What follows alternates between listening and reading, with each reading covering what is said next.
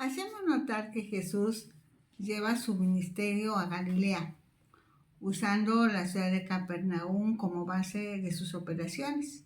Enseña y realiza milagros alrededor del mar de Galilea o lago de Genesaret.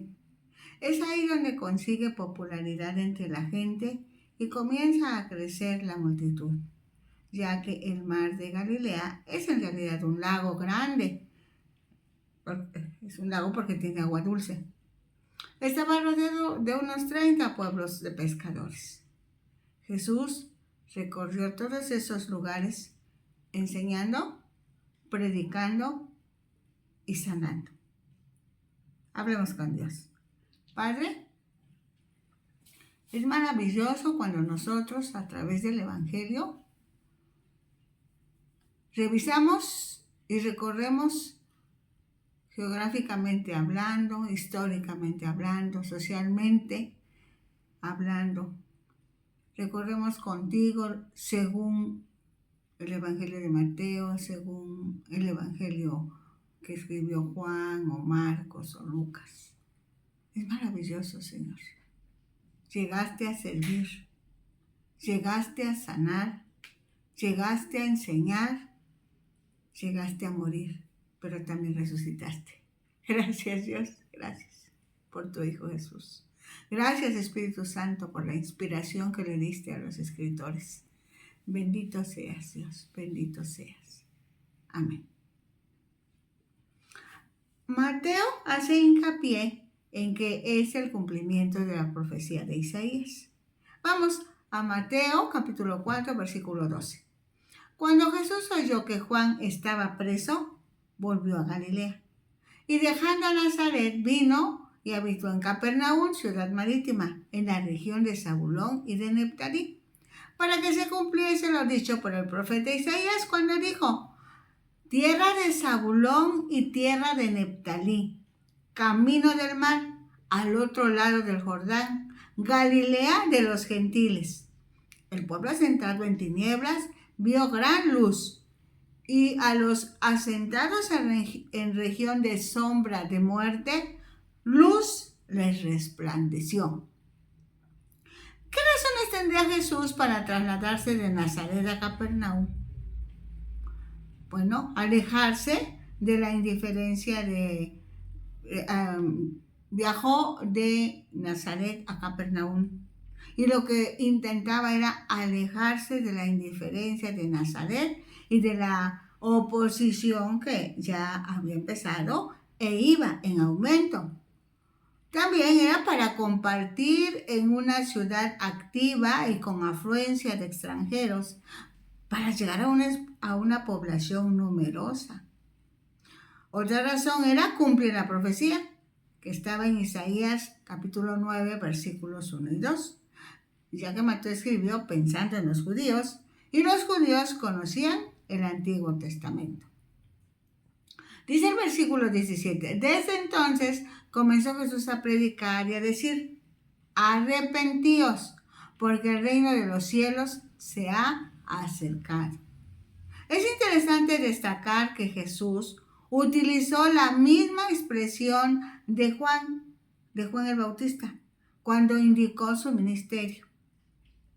Así también empezó su ministerio Juan. En Marcos y Lucas se lee el reino de Dios, debido a que Mateo escribe para los judíos y ellos, por respeto y profunda reverencia, no pronunciaban el nombre de Dios.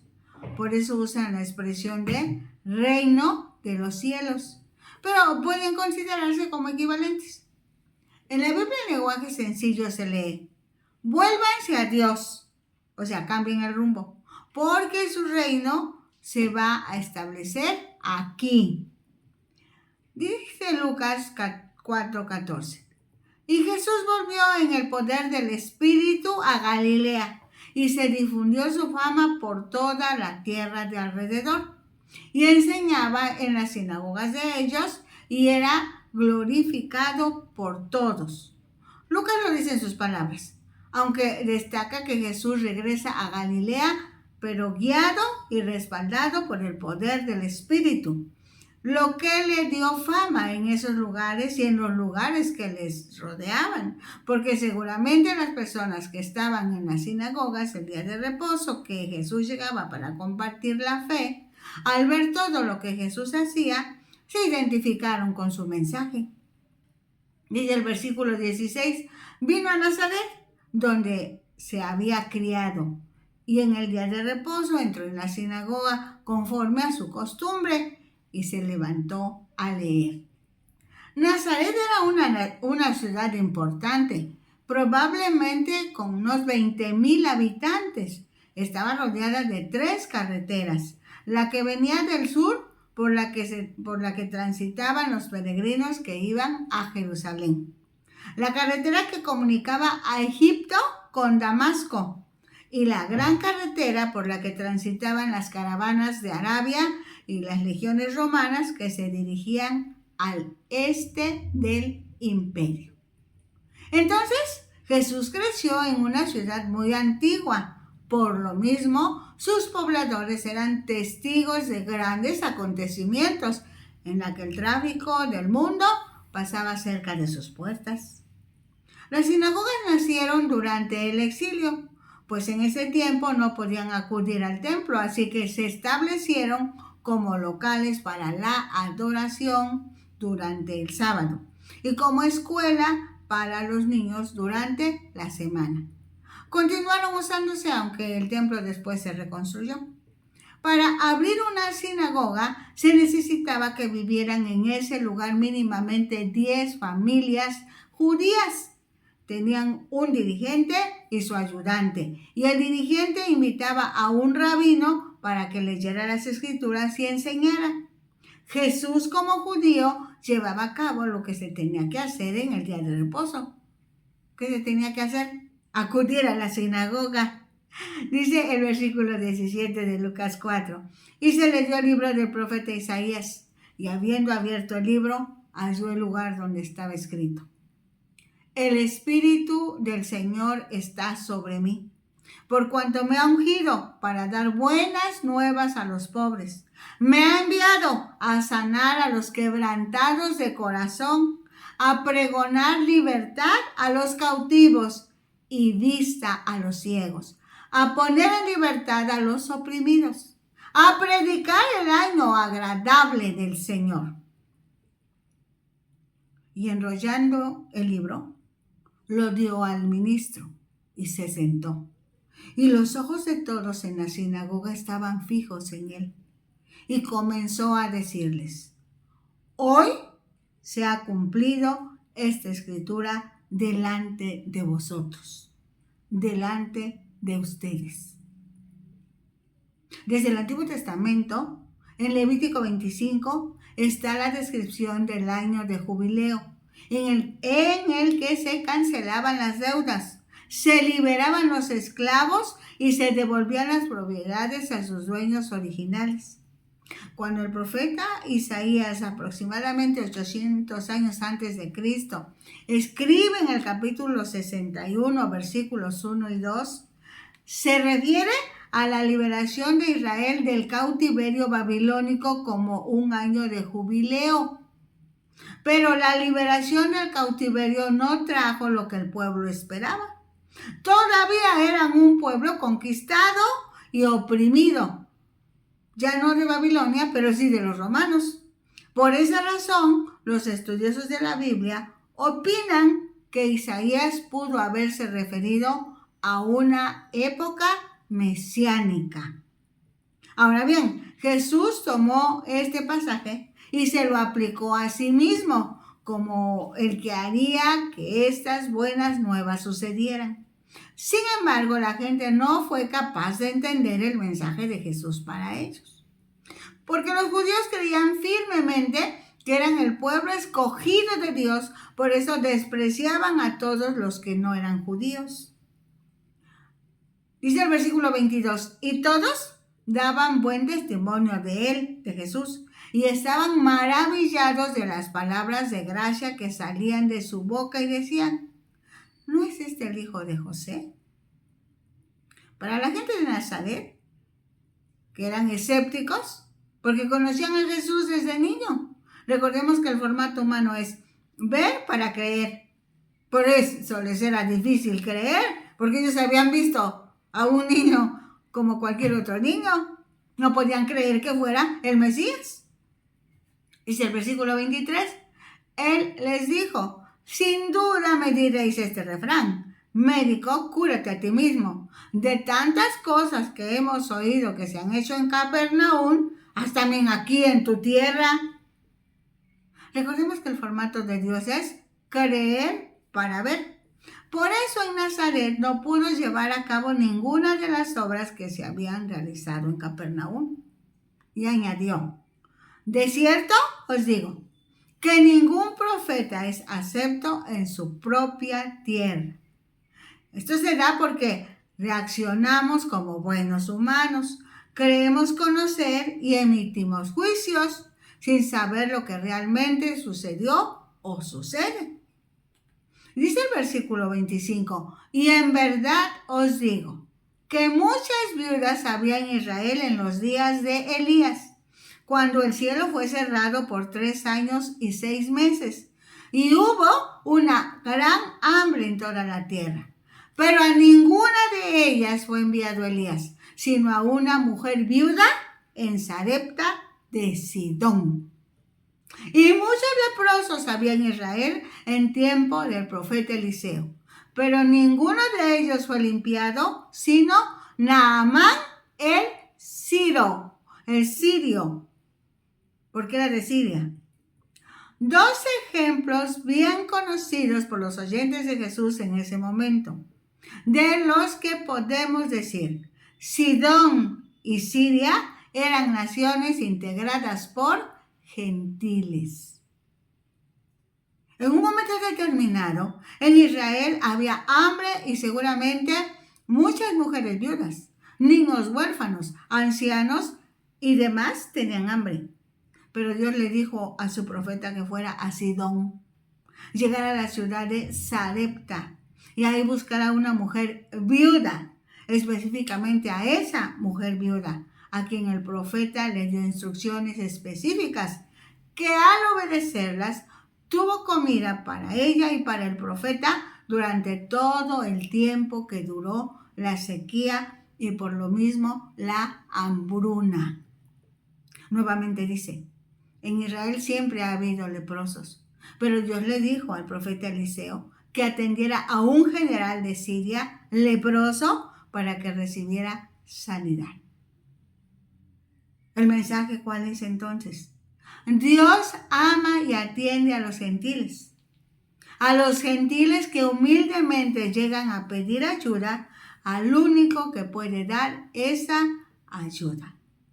Tú y yo somos gentiles seguramente, excepto si algún judío estuviera escuchando ahora o mirando en este momento. Si venimos humildemente y le pedimos a Dios, seguramente nos ayudará. Dice el versículo 28, al oír estas cosas, todos en la sinagoga se llenaron de ira y levantándose, le echaron fuera de la ciudad y le llevaron hasta la cumbre del monte sobre el cual estaba edificada la ciudad de ellos para despeñarle. Mas él pasó por en medio de ellos y se fue. Cuando Jesús hace estas aclaraciones, los judíos que lo están escuchando se disgustaron, pues en esa enseñanza parece que los gentiles son preferidos por Dios más que los mismos judíos. Realmente lo que Jesús quiere que sepamos todos es que Dios ama a todos los seres humanos, no solo a los judíos o solo a los gentiles. Dios tiene especial interés por todos y cada uno de los humanos a los que les ha dado vida. Vamos con Lucas, en su capítulo 5, en el versículo 1. Aconteció que estando Jesús junto al lago de Genesaret, el gentío se agolpaba sobre él para oír la palabra de Dios. Este es lago de agua dulce. Por eso Lucas propiamente le llama lago, pero es el mismo que se conoce como Mar de Galilea, Mar de Tiberias o Mar de Tiberíades. Dice el versículo 2, y vio dos barcas que estaban cerca de la orilla del lago, y los pescadores, habiendo descendido de ellas, lavaban sus redes. Las redes que usaban generalmente tenían un peso de plomo en sus bordes, debían mantenerse en buenas condiciones, de modo que se lavaban para quitar las algas y remendar las redes si fuera necesario. Dice el versículo 3, y entrando en una de aquellas barcas, la cual era de Simón, le rogó que la apartase de tierra un poco, y sentándose enseñaba desde la barca a la multitud. La última enseñanza registrada en la sinagoga ocasiona que lo saquen de la sinagoga, de la ciudad, y estén a punto de despeñarle. Jesús cambia de escenario para la enseñanza de la palabra. Ahora utiliza una barca en la orilla del lago. Esa barca era de Simón, quien ya lo conocía, pues era su discípulo. Dice el versículo 4. Cuando terminó de hablar, dijo a Simón, boga mar adentro y echad vuestras redes para pescar. Respondiendo Simón, le dijo, Maestro, toda la noche hemos estado trabajando y nada hemos pescado, mas en tu palabra echaré la red. Dice el versículo 6.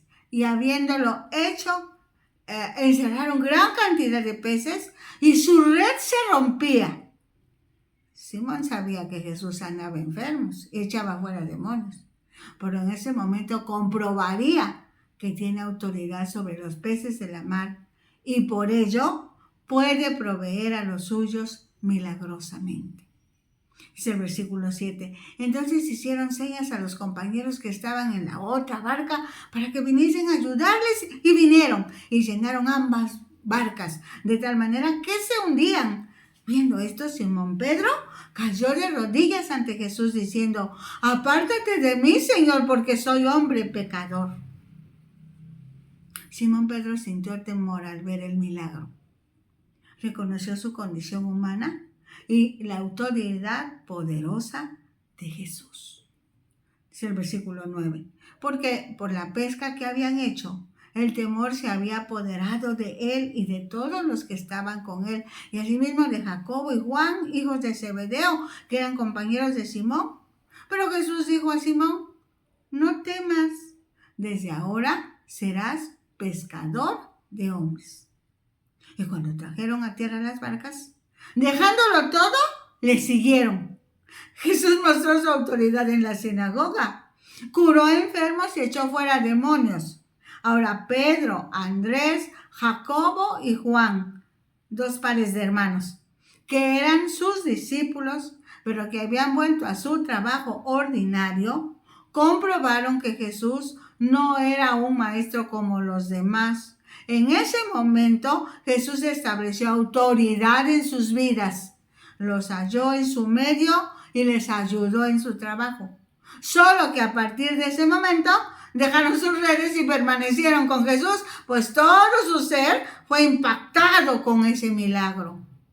Dice el versículo 18 de Mateo 4 ahora. Andando Jesús junto al mar de Galilea, vio a dos hermanos, Simón, llamado Pedro, y Andrés, su hermano, que echaban la red en el mar porque eran pescadores. Y les dijo, venid en pos de mí y os haré pescadores de hombres. Ellos entonces, dejando al instante las redes, le siguieron. El versículo 21 de Mateo 4 dice, pasando de allí, vio a otros dos hermanos, Jacobo, hijo de Zebedeo, y Juan, su hermano, en la barca de Zebedeo, su padre, que remendaban sus redes, y los llamó.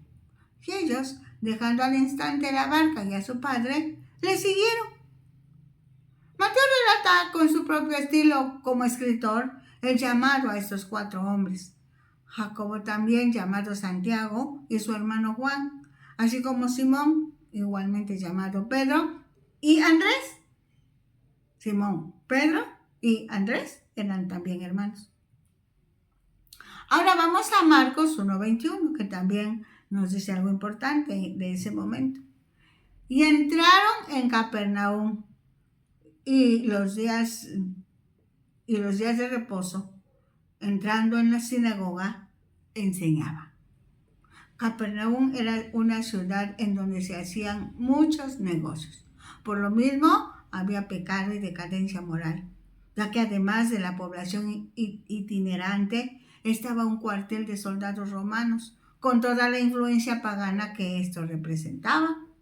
Jesús consideró a Capernaum como un lugar apropiado para compartir las buenas nuevas del reino de Dios. Dice el versículo 22 de Marcos 1, y se admiraban de su doctrina, porque les enseñaba como quien tiene autoridad y no como los escribas. No lo sabían, pero Jesús es Dios mismo enseñando. No necesitaba citar a ningún otro maestro. Jesús conocía perfectamente las Escrituras y su significado. Pero había en la sinagoga de ellos un hombre con espíritu inmundo que dio voces, diciendo: «Ah, ¿qué tienes con nosotros, Jesús Nazareno? ¿Has venido para destruirnos? Sé quién eres, el Santo de Dios». Espíritu inmundo es lo mismo que espíritu de maldad o demonio. Son ángeles caídos que se unieron a Satanás en su rebelión. Por eso están bajo la autoridad de Satanás. Su propósito es hacer pecar a la gente. Los espíritus inmundos pueden hacer que una persona quede muda, sorda, ciega o demente, entre otros síntomas. Pero Dios les pone límite. No pueden hacer nada sin su permiso. Si existe alguien que reconozca la presencia de Jesús y por lo mismo su autoridad, son los demonios. Dice el versículo 25. Pero Jesús le reprendió diciendo: «Cállate y sal de él». Y el espíritu inmundo, sacudiéndole con violencia y clamando a gran voz, salió de él. Aquí Marcos enfatiza muchos casos en los que Jesús echa fuera demonios y hasta hoy, solo con su palabra es suficiente para que los espíritus inmundos se vayan. En 1 Juan 3:8 se lee una gran verdad. Para esto apareció el Hijo de Dios, para deshacer las obras del diablo. Y la influencia demoníaca en las personas es una obra del diablo. Por eso Jesús hace libre a ese hombre. Dice el versículo 27 de Marcos 1. Y todos se asombraron de tal manera que discutían entre sí diciendo: ¿qué es esto? ¿Qué nueva doctrina es esta que con autoridad manda aún a los espíritus inmundos y le obedecen? Y muy pronto se difundió su fama por toda la provincia alrededor de Galilea. La buena noticia, el Evangelio, incluye la autoridad de Dios sobre el diablo y sus legiones. Esta noticia se dio a conocer por toda Galilea, Samaria, Decápolis, Iturea, Judea y demás. Dice Marcos 1:29, al salir de la sinagoga vinieron a casa de Simón y Andrés con Jacobo y Juan. Y la suegra de Simón estaba acostada con fiebre y enseguida le hablaron de ella. Entonces él se acercó y la tomó de la mano y la levantó e inmediatamente le dejó la fiebre y ella les servía. Si revisamos con cuidado, encontramos plasmada la personalidad de cada uno de los que escribieron el Evangelio. Así, Mateo dice: Jesús tocó a la mujer. Marcos expresa: la ayudó a incorporarse. Lucas describe: le habló a la fiebre que al instante la dejó. No hay ningún conflicto. Cada escritor quiso resaltar diferentes características de Jesús en esta su intervención. Dice Marcos 1:32. Cuando llegó la noche, luego que el sol se puso, le trajeron todos los que tenían enfermedades y a los endemoniados, y toda la ciudad se agolpó a la puerta. En el capítulo 1:21 dice que era día de reposo, que iniciaba a las 6 de la tarde del viernes y terminaba a las 6 de la tarde del sábado. Las autoridades religiosas judías decían que sanar durante el día de reposo no era lícito, como no querían quebrantar la ley, esperaron a que terminara el día de reposo y después se dejaron venir buscando sanidad. Dice el versículo 34, y sanó a muchos que estaban enfermos de diversas enfermedades y echó fuera muchos demonios y no dejaba hablar a los demonios porque le conocían. Las razones de Jesús pudieron haber sido demostrar autoridad y poder sobre los demonios. Para Jesús era importante que la gente creyera por sus palabras y no por lo que dijeran los demonios. Jesús revelaría su identidad como Mesías en el tiempo de Dios. Ahora dice el versículo 35 del capítulo 1 de Marcos. Levantándose muy de mañana, siendo aún muy oscuro, salió y se fue a un lugar desierto y allí oraba. Y le buscó Simón y los que con él estaban, y hallándole le dijeron, todos te buscan. Y él les dijo, vamos a los lugares vecinos para que predique también allí, porque para esto he venido. Y recorrió Jesús toda Galilea, enseñando en las sinagogas de ellos y predicando el evangelio del reino y sanando toda enfermedad y toda dolencia en el pueblo. Me encanta este versículo. Quiero repetirlo para todos. Es Mateo 4:23. Y recorrió Jesús toda Galilea, enseñando en las sinagogas de ellos y predicando el evangelio del reino y sanando toda enfermedad y toda dolencia en el pueblo. Y se difundió su fama por toda Siria, y le trajeron todos los que tenían dolencias, los afligidos por diversas enfermedades y tormentos, los endemoniados, lunáticos y paralíticos, y los sanó. Y le siguió mucha gente de Galilea, de Decápolis, de Jerusalén, de toda Judea y del otro lado del Jordán. Hasta hoy, Jesús sigue por medio de cada uno de los ciudadanos del reino. ¿Sí? Los hijos de Dios por la fe en Jesucristo. Sigue Jesús recorriendo todo el globo terráqueo, enseñando, predicando, sanando, liberando y restaurando a cada uno de los habitantes que no han tomado la decisión más importante de su vida, la decisión de creer en Jesucristo como su Señor y Salvador. Con gozo, con amor, con paciencia, cumplamos el anhelo de Jesús, que todos sepan que el tiempo es cumplido, que el reino de Dios se ha acercado. Por eso, cambiemos nuestra manera de pensar y creamos que Jesucristo murió y resucitó, y por ello puede perdonar pecados, sanar enfermedades y darnos vida eterna, vida de Dios. Les invitamos a sintonizar Ventana Virtual Radio Cristiana, la señal que edifica. Recuerden, estamos en YouTube disfrutando la palabra, estamos en Facebook disfrutando la palabra, en YouTube a nombre de Rosadelia Hernández. Bendiciones.